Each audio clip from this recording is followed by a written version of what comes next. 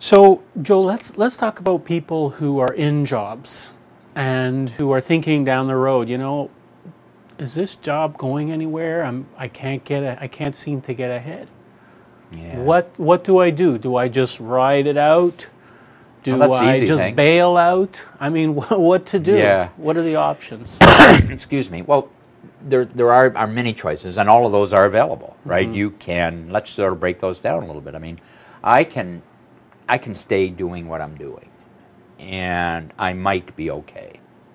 But if you have that anxiety and that fear, you can leave totally. You can literally walk away from employment and start your own thing in your own franchise or in your own business and make that happen for yourself.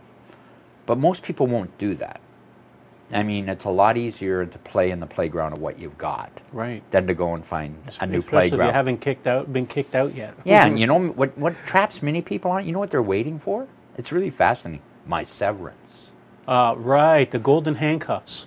Yeah, like I remember I walked away from a career where I'd been 18 years in the oil industry, Yes. and but I walked away because I couldn't do it anymore, and I was waiting for the severance, Right. and it wasn't coming, or I was too good at what I do. They liked me too Right. much, I guess. But so I didn't do that. But now what happens is there are other alternatives that are available for people, and it's a lot safer. So what we start seeing, David, is people are contemplating business ownership while being employed. Good idea. It is a good idea, and there are many alternatives, and there's challenges. Like you'll see things like examples often in the food industry where you own a place and you got a manager, so you manage the manager in those environments. But the food industry, I mean, I like the food industry, but it can be more time consuming and take you away more from the job than your involvement in it, depending how your family's geared to handle it.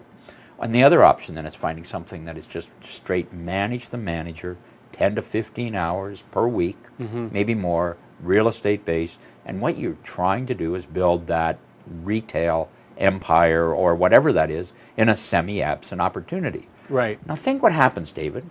Now you decide your exit strategy, right? 3, 4 years down the road, Right. and you're making X, and you probably have more than replaced your salary. Yes. Right. Yeah. Makes sense. Makes sense to. And it's safe. Right.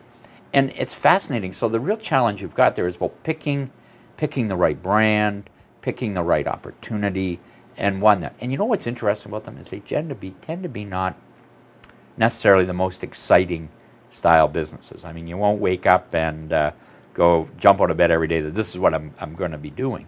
But what you are doing is securing your future down the road. It's fascinating. Just sort of linking back, there was a gentleman that had triplets, 13 years old. What do you think the biggest fear in his life was? Well, Education. they'd all find boyfriends at the same time. Yeah, that would be. It may well be. That would probably happen. But he was looking at a situation that, in his world, that he was going to have 3 children going to college or university at the same time. Yeah.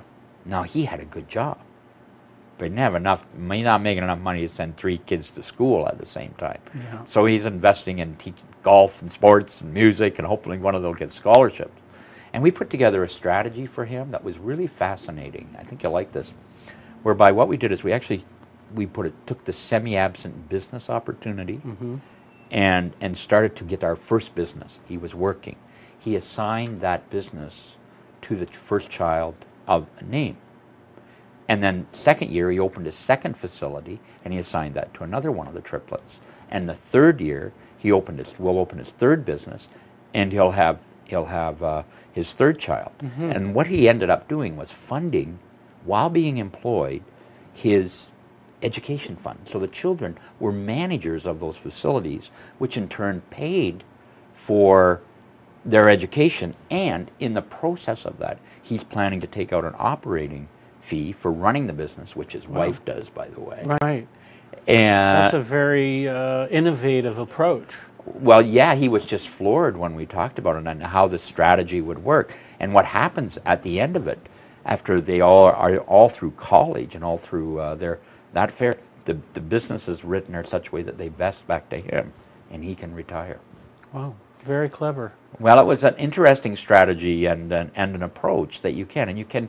Those are some of the options, but people don't tend to think that way. You know, they tend to be so focused on just the job, right, and the challenges that happen there. Right.